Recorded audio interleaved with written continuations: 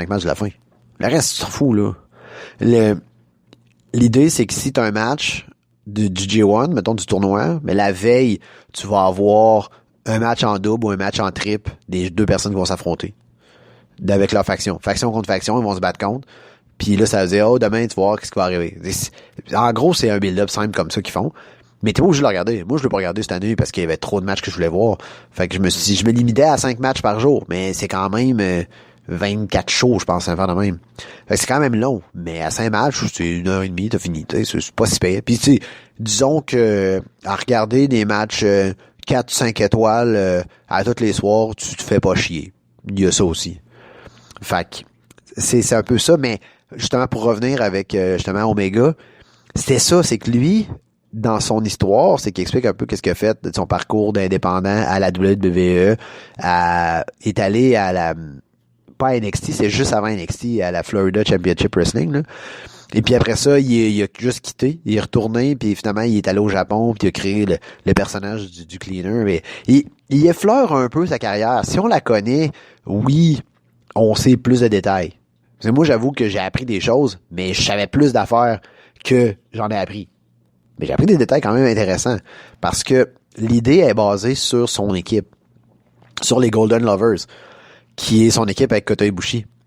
Mais l'idée que c'est une équipe qui était, je dirais pas gay, parce que c'est pas ça qui est arrivé, mais qui prétendait, tout en laissant le doute de on sait pas, est-ce qu'on a vraiment une relation ensemble? Est-ce qu'on est vraiment juste des amis? Ou est-ce qu'on s'aime? Ça a tellement amené les gens à se poser des questions. Puis en même temps, ils étaient ultra populaires. Ils ont eu des runs de championnat. Puis les Golden Lovers, c'était vraiment une grosse équipe. Mais au Japon, moi, je vous avouerais qu'en Amérique du Nord, on n'avait jamais entendu parler des Golden Lovers. Jamais. Puis c'est un peu ça qu'ils font dans la prémisse de l'émission. C'est Kenny Omega, c'est le plus gros lutteur du monde que vous avez jamais entendu parler. Puis le gars a gagné comme 4 fois le match de l'année que personne n'a jamais entendu parler. Fait que c'est ça, Master, avec la proximité puis avec Internet, tu peux aller au Japon en un clic. Fait que tu vois tous les matchs, à ce temps sont traduits en anglais, c'est merveilleux, là. Puis moi, je sais pas comment j'ai fait pour vivre sans regarder la New Japan toutes ces années-là. Je serais probablement moins amer sur la lutte si je me tapais la New Japan depuis 10 ans. Parce que j'aurais eu une alternative à mon désir de regarder de la lutte. J'aurais eu une alternative intéressante, puis c'est un peu ça que je trouve dommage de pas avoir eu droit. Mais bref, il parle justement des Golden Lovers dans l'émission, puis ils disent à quel point les gens étaient investis émotionnellement dans l'histoire, puis le fait que c'était des amoureux sans l'être vraiment, c'était louche, puis là en même temps les gens qui étaient disons LGBT ou peu importe leur orientation faisaient OK. Il y a des gens comme ça qui existent, puis il y a des gens qui c'est des figures publiques qui existent. Fait que moi je peux faire un move, moi je peux sortir de l'ombre, je peux sortir de mon garde-robe, puis je peux vivre ma vie grâce à ça. Les gens se rendent pas compte des fois à quel point ces athlètes-là changent la vie des gens. Moi je le sais pertinemment que j'étais quelqu'un. C'est pas quelqu'un qui avait une énorme confiance en lui quand j'étais plus jeune, puis j'étais très renfermé, puis quand j'ai commencé à écouter Raw, j'ai accroché sur un personnage comme The Rock qui est devenu mon idole, puis c'est encore mon idole d'ailleurs. Et puis The Rock a fait en sorte que je me suis ouvert, puis j'ai commencé à plus parler, puis à avoir un peu plus d'entre-gens, puis d'avoir plus confiance en moi parce que je le voyais faire, puis j'étais comme wow, ce gars-là, écoute, il pourrait faire une promo avec une table, puis ça serait bon là. Donc c'est un peu ça que Kenny Omega a fait pour les gens puis pour cette communauté-là en disant je vous supporte, je vous comprends et puis je veux faire en sorte que vous pouvez vous attacher à un héros qui va vous ressembler, tu sais, sans nécessairement l'être. Puis c'est ça qui a changé la vie de beaucoup de gens. Et puis c'est ça qui explique. Puis à un moment donné, ils se sont séparés, justement les Golden Lovers, parce qu'il est tombé plein de situations. Et ils ont fini par pas se parler dans la vraie vie, parce qu'ils étaient plus dans le même clan.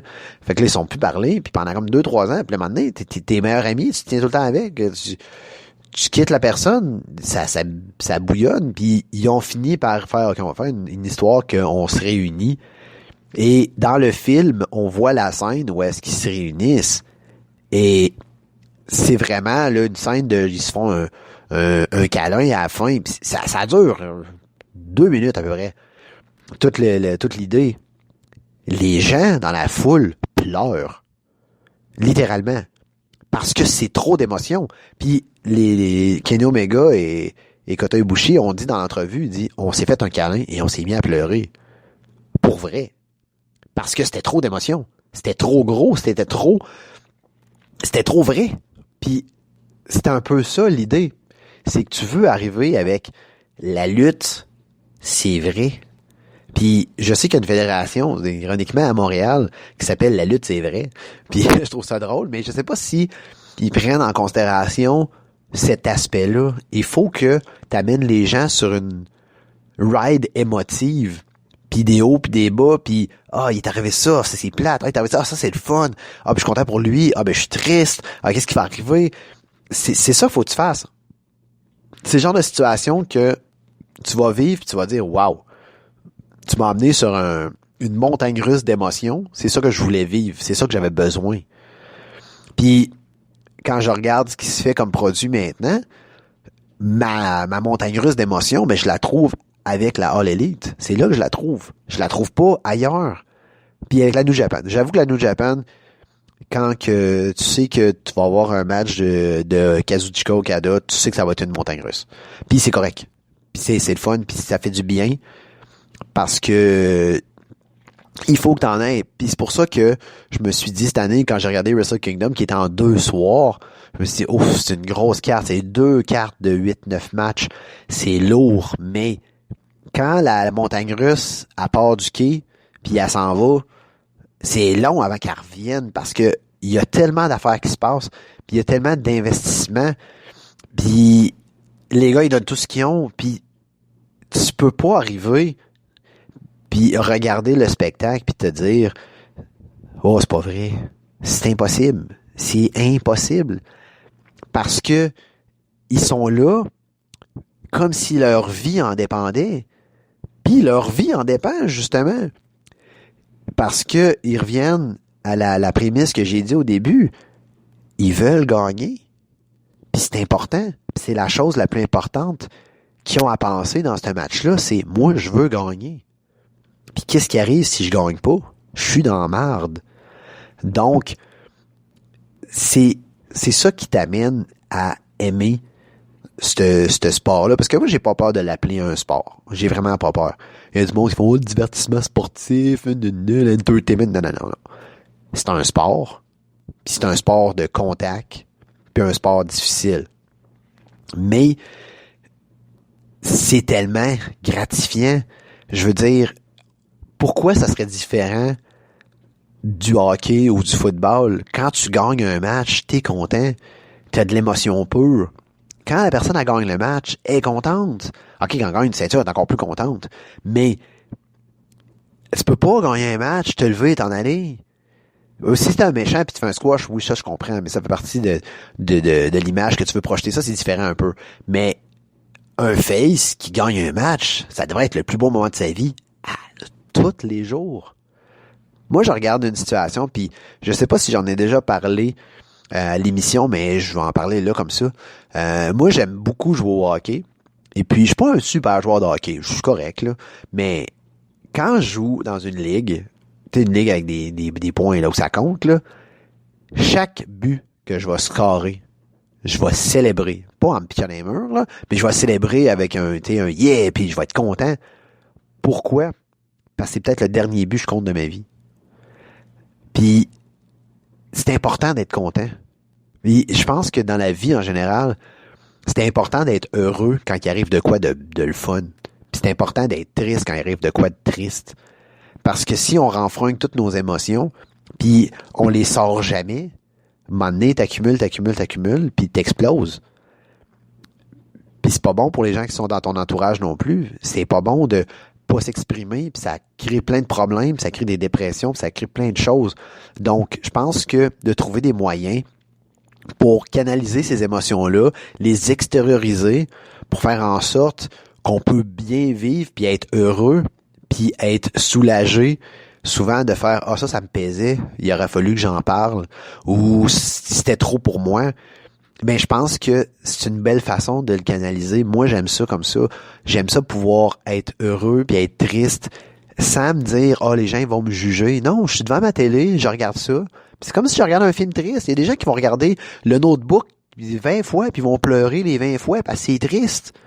Mais quand il arrive une situation triste dans un match de lutte, ben t'es triste. Moi, je l'avoue, là, j'ai regardé le Double Gold Dash, le dernier match de Wrestle Kingdom cette année. Puis Okada contre Naito. Okada a perdu. J'étais triste. J'étais triste parce que ça me faisait de la peine. Parce que je voulais pas qu'il perde. Parce que je l'aime trop, ce gars-là. Puis, j'étais déçu. Mais, en même temps, je sais que ils vont construire quelque chose par rapport à ça. Mais, on sort de ce concept-là. On sort du contexte de booking. On reste dans le concept des émotions. J'étais vraiment triste. Puis, c'était ça l'objectif, je pense, de la situation. C'est de faire en sorte que si t'es un fan de Naito, c'est le plus beau jour de ta vie. Puis si t'es un fan de Okada, c'est la journée la plus sombre que t'as jamais vue. Parce que ton Dieu perd. Puis, dans l'autre sens, ben, le négligé gagne. Donc, peu importe de quel bord tu te trouves, t'es gagnant en bout de ligne parce que tu vis une émotion. Puis, comme si je veux faire une grosse boucle avec ce que j'ai raconté tantôt au sujet de The Rock puis de John Cena, c'est la même situation, mais qui a jamais donné le même résultat. Parce que The Rock a perdu contre John Cena, puis j'étais pas triste, j'étais fâché. J'étais fâché parce que j'aurais voulu être content, mais je me doutais tellement que ça allait arriver, je m'étais tellement préparé mentalement à être déçu, que quand c'est arrivé, ben j'étais déçu. Puis j'étais fâché. Je me suis dit pourquoi? Ça aurait été quoi de donner à tes fans, en sortant du stade, la joie? Mais non. Tu t'es dit, on va mettre lui, puis... En tout cas, je sais que c'est fini, puis ça fait 10 ans de ça, je reviens là-dessus, mais c'est juste un principe de base, un principe d'émotion, puis un principe de vivre à plein régime, dans le fond, ce qui arrive, puis c'est d'être assis, puis de l'avoir en pleine face, puis cette émotion-là, tu l'as en pleine face, puis quand t'es là en personne, quand t'es assis dans la foule, puis que tu vis cette émotion-là, que ça soit sur la scène indépendante, que ça soit dans un gros show comme Raw, ou que ça soit à WrestleMania, cette émotion-là, ça s'échange contre rien. Puis il y a pas un sport, moi je trouve, qui t'amène cette proximité-là, puis le fait que le gars ou la fille qui est dans le ring, tu l'aimes comme si c'était ton frère ou ta sœur. Puis tu dis, cette personne-là fait partie de ma vie. Comme je vous ai dit tantôt, The Rock fait partie de ma vie, puis va toujours faire partie de ma vie. Puis c'est mon idole, ça va toujours être mon idole. Parce que il a accompli de grandes choses, mais il m'a aidé au niveau personnel à accomplir de grandes choses. Puis je vais toujours en être reconnaissant envers lui. Il le saura jamais.